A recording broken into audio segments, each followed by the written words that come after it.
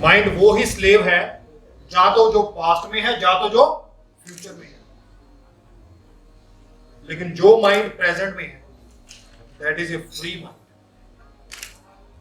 जो mind past में है, जो माइंड फ्यूचर में है, that is a slave mind.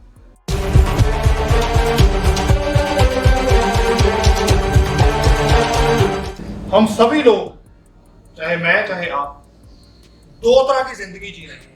दो तरह की जिंदगी हम सभी लोग दो तरह की जिंदगी जी रहे हैं। वो जो सच में हम जी रहे हैं, वो जो हम सच में जीना चाहते हैं। समझ पा रहे हो? जो आप जी रहे हो लेकिन जो आप जीना चाहते हो। और प्रॉब्लम क्या है? प्रॉब्लम क्या है? इसको मैं बोलता हूं हमेशा रेजिस्टेंस। रेजिस्टेंस एक नेगेटिव फोर्स है दुनिया में। रेजिस्टेंस एक नेगेटिव फोर्स है दुनिया में, जिसका काम क्या है? जो भी आपको गॉड ने टैलेंट दिया है, जो भी आपका पर्पस है, उसको पूरा ना होने देना। और मैं आपको बात बताऊं, जितने भी दुनिया में जितनी भी एडिक्शंस हैं, जितनी भी दुनिया में गलत चीजें हो रही हैं, सारी रेजिस्टेंस के कारण हो रही हैं। क्योंकि रेजिस्टेंस ने आपको काम नहीं करने बैठने देना कभी भी। अगर कोई मास्टर राइटर है, अगर कोई राइटर जो मास्टर बन चुका है, या अगर कोई स्पीकर जो मास्टर बन चुका है, या अगर कोई बिजनेसमैन जो मास्टर बन चुका है, तो उसको पता है, क्या पता है? उसको पता है कि आप क्या लिखते हो ये मैटर नहीं करता। आप लिखते हो ये मैटर करता है। जो वानाबी ऑथर्स हैं, जो वानाबी स्पीकर्स हैं, जो वानाबी एंटरप्रेन्योर्स हैं, वो हमेशा इसी इल्यूजन में जीते हैं कि पता नहीं ये कितना अच्छा लिखते हैं, कि पता नहीं कितने बड़े एक्सपर्ट हैं। एक्सपर्ट की बात नहीं है, वो उस काम को डेली करते हैं।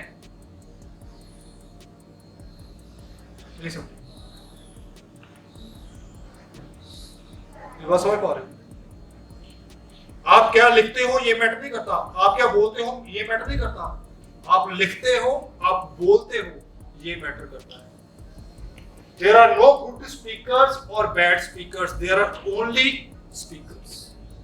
There are no good writers or bad writers. There are only writers. अब ये चीज कितनी बड़ी डाउट को खत्म करता है कि नहीं? मेरी बात समझ पा रहे हो कि नहीं? काम करना ही सबसे इंपॉर्टेंट है, ना कि काम को परफेक्टली करना या काम को कम करना। Recognizing distorted beliefs. जब आप सोर्स ऑफ स्ट्रेस, माइंड को as a source of stress देखते हो, तो फिर आप अपने बिलीफ्स तक पहुंचते हो। और मैंने जब आपको बताया कि जो आपके 90% बिलीफ्स हैं, all of them are lies. जितने भी आपके बिलीफ्स हैं वो सारे के सारे झूठ हैं, फेक, जो लोगों ने आपको सिखा दिए at the time of birth, after your birth, when you were a child, when your conscious mind had no power। तो वो सारे के सारे बिलीफ्स जो हैं, डिस्टॉर्टेड बिलीफ्स हैं, उनको सबसे पहले क्या करना है? जब आपको पता लग गया कि मेरा माइंड जो है वो स्ट्रेस क्रिएट करता है, उसका रीजन क्या है? उसका रीजन क्या है? Distorted beliefs. अब उन बिलीफ्स को क्या करना है? रिकॉग्नाइज करना है। The resistance mind. अब मेरी बात सुनो, जो भी आप करना चाहते हो, जो भी, उसमें हमेशा एक ही मुश्किल आएगी। वो क्या है? आपका माइंड। अगर मैं बुक नहीं लिख पा रहा, या मैं अगर कोई काम नहीं कर पा रहा, तो उसमें क्या मुश्किल आ रही है? मन, मेरा अपना मन। क्योंकि मन टिकने नहीं देगा, मन बैठने नहीं देगा काम करने के लिए, मन फील्ड में जाने के लिए नहीं करेगा। मन हमेशा किधर दौड़ेगा? प्लेजर की तरफ। लेकिन हमें उसको किधर लेके जाना है? पेन की तरफ। इस वक्त मन क्या है? मास्टर है। लेकिन हमें उसको क्या बनाना है? सर्वेंट। अगर आपने अनशेकेबल बनना है, तो अनशेकेबल क्या है? आसपास जो भी होता रहे, जो मर्जी होता रहे, वो डिस्टर्ब नहीं होता, अंदर की पीस उसकी डिस्टर्ब नहीं होती। अब सुनो मेरी बात, जब आप मेडिटेशन के लिए बैठते हो, आपने सबसे पहला हर्डल क्रॉस कर लिया। जो लोग बैठना चाहते हैं 10 सालों से लेकिन बैठ नहीं पा रहे, किसके कारण? रेजिस्टेंट माइंड के कारण। तो सबसे पहले उस बैठते ही आपने उसको सर्वेंट बना लिया। क्योंकि बैठना ही डिफिकल्ट है, मेडिटेशन करना तो इजी है। लिखने के लिए बैठना ही मुश्किल है, लिखना तो बड़ा इजी है। सेल्समैन बनना डिसाइड करना ही मुश्किल है, सेल्स करने तो बड़े इजी है। ये बात समझ पा रहे हो? समझ पा रहे हो? तो जब आप बैठ गए मेडिटेशन के लिए तो फर्स्ट स्टेप, फर्स्ट हर्डल आपने क्रॉस कर लिया, जो दुनिया पूरी नहीं कर पा रही। मेरी बात समझ पा रहे हो? Gift of meditation. अब now you are concentrating on something. It can be a flame, it can be your breath. ज्यादातर जो मेडिटेशन करवाते हैं वो बोलते हैं कि अपनी ब्रीदिंग पे फोकस करो। जब आप इस पे फोकस करते हो, दिस इज योर बीइंग। जब तक ये है तब तक ही एक्सपीरियंस है, इसके बाद कोई एक्सपीरियंस नहीं है।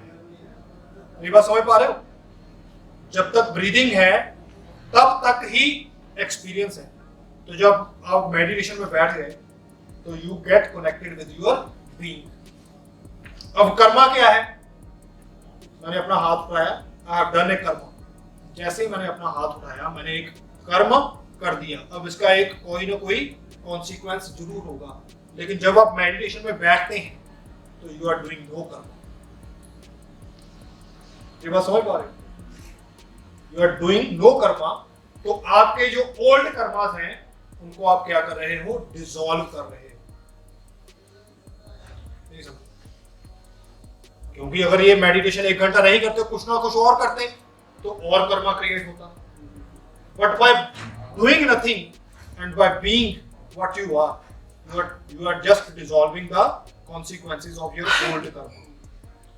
अब क्या होगा? जैसे मेडिटेशन में बैठोगे तो पिछले जन्मों की और इस जन्म की रेजिस्टेंस आ जाएगी आपको उठाने के लिए। थॉट्स आ जाएंगे, बम्बार्ड करेंगे इधर से उधर से। आपका दिल करेगा कि मैं उठ जाऊं, बट आपने बैठे रहना। बॉडी में स्क्रैच होगा, खांसी आएगी। वो क्या है? रेजिस्टेंस है जो आपको आपका पर्पस फुलफिल नहीं करने देती। तो रेजिस्टेंस आ गई, लेकिन आपने किया। अगर स्क्रैच हुआ तो you did not scratch, you are sitting in your meditation state. Now what is happening? You are training your body, you are training your mind, you are training your soul. चाहे जो मर्जी हो जाए, तुमने नहीं हिलना। तो ultimately you are in the process of becoming unshakable. ये बात समझ में? So meditation makes you unshakable. Liberating the mind here and now. Liberation क्या होती है? Freedom. When I am here and now my mind is liberated. Mind वो ही liberated नहीं है, माइंड वो ही स्लेव है, या तो जो पास्ट में है या तो जो फ्यूचर में है। लेकिन जो माइंड प्रेजेंट में है that is a free mind. जो माइंड पास्ट में है, जो माइंड फ्यूचर में है that is a slave mind. तो if you want to liberate your mind तो सबसे पहले हियर एंड नाउ। अब इसका सबसे तगड़ा फॉर्मूला, आप बैठे हो किसी मीटिंग में but you are not present, start focusing on your breath for the count of 10। और अभी भी नोटिस कर सकते हो आप, चाहे बाहर जितनी मर्जी डिस्टर्बेंस हो रही है, अभी भी नोटिस करके देखो जो आपके टोज हैं, पैरों की उंगलियां या घुटना, अभी भी देखो, फील करो, मिला के नहीं वैसे ही फील करो, उसमें सेंसेशन हो रहा है, चेक करो आपके टोज में सेंसेशन हो रहा होगा। तो whenever you feel some kind of tension, whenever you think about past or future, either you give attention to your breath or you give the attention to the sensation of your toes. मेरी बात समझ पा रहे हो? जैसे sensation की तरफ ध्यान गया, you are present here, physically, mentally and emotionally. Trusting intuition. अब जैसे जैसे माइंड काम होगा वैसे वैसे हार्ट वो बताएगा जो आपको इस दुनिया में करने के लिए भेजा गया है। लेकिन अगर माइंड में क्योस है, माइंड में डिस्टर्बेंस है, थॉट्स इधर उधर भाग रहे हैं, तो हार्ट की आवाज सुन नहीं पाओगे। जो इंट्यूशन है that is God's voice coming through out you, that what you want to do in your life. So if you want to do something according to the God's will, you need to trust your intuition. फिर उसके बाद intuition को ही follow करना है, लेकिन intuition तब तक follow नहीं हो सकती जब तक आपका माइंड काम नहीं है। पास्ट और फ्यूचर में